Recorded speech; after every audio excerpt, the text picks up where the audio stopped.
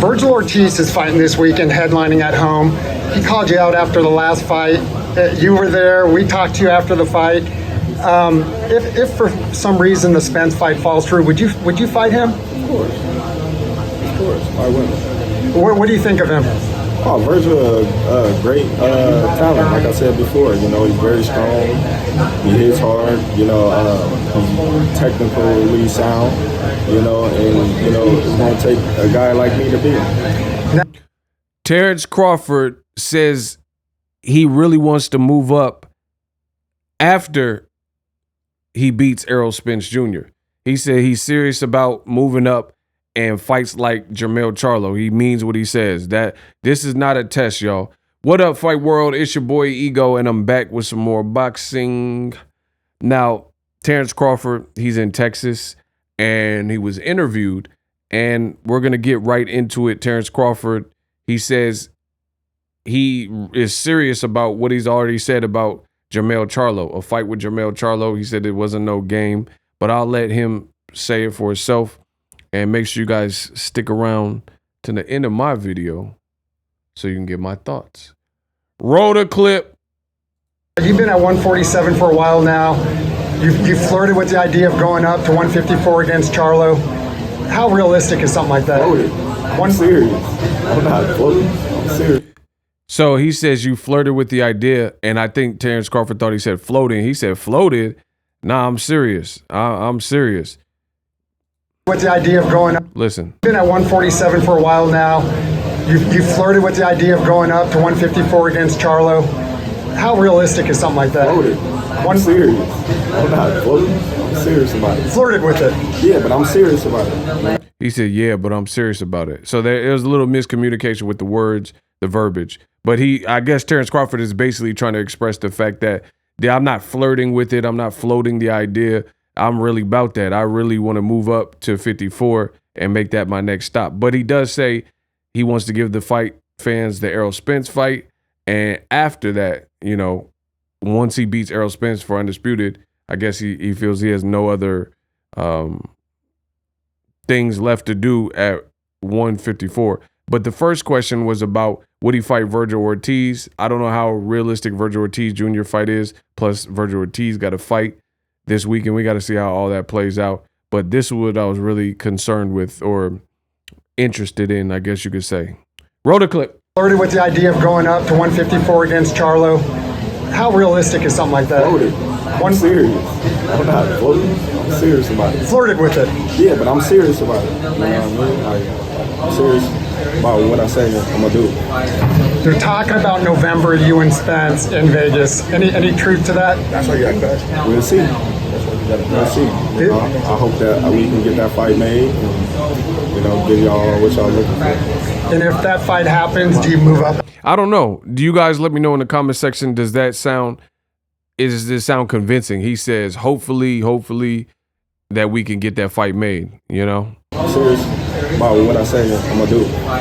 They're talking about November, you and Spence in Vegas. Any truth to that? That's what you got, Cash. We'll see. We'll see. I hope that we can get that fight made. I hope we can get that fight made. Give y'all what y'all looking for. And give y'all what y'all looking for. If that fight happens, do you move up after that?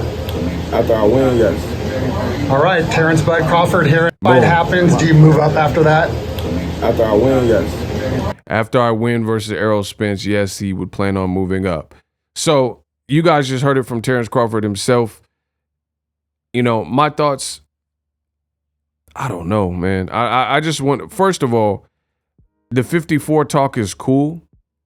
It's cool, but I want to see what I want to see. And I feel like there's unfinished business, and it would be a shame if, for whatever reason, the Errol Spence Jr. fight did not happen. Now, I'm not saying it won't happen, but no one's really talking, so we don't really know. All we have to do is look at interviews and body language and Steven Espinoza interviews to try to determine if somebody budges or gives us something. Everything, and this could be a good sign for the fight being made, because everybody's just quiet. There's if you notice, Terence Crawford and Errol Spence and anybody involved in the situation, no one's really saying anything. Nobody's really giving fans much. They're just sounding optimistic, if anything. You know, like, oh, I hope, or we'll see, or you guys gotta stay tuned. You know, these are the types of things being said regarding the fight. I think that's the fight. My thing is this: if you guys have watched my channel for any length of time, actually, speaking of, in the last 30 days, I looked at my YouTube analytics and it showed me something. It showed me 50% of the people that watch my content for free right here on YouTube subscribe. 50%. So thank you. The other 50% did not subscribe for whatever reason. The red and white button, click that. SLC, subscribe, like, and comment. Cost you nothing.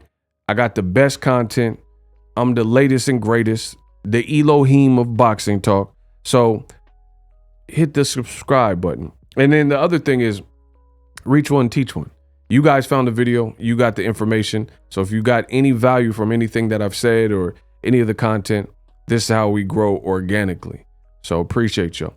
Now, if you watch my channel for any length of time, I'm highly consistent.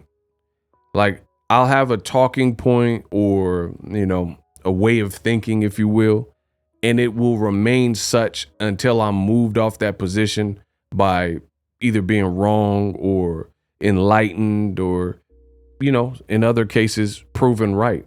So very consistent. And I'm not big on weight class fluctuation and moving and jumping. Like, for example, Kell Brook fighting Gennady Golovkin. Hey, no, guys, hey, Max. So basically, so realistically, I'm in my fight in Sheffield with Triple J. And I'm going to move up to middleweight, get this fight with this chocolate right hand brownie. Yeah, hey, no, guys, hey, Max is big drama, Mexican style, guys. You know, that wasn't my steez, because the weight classes exist for a reason. And Crawford did brilliant work in his previous divisions, 135, 140. But the way he's been branded and the way his recent career has looked at welterweight, he hasn't had none of the biggest of opportunities.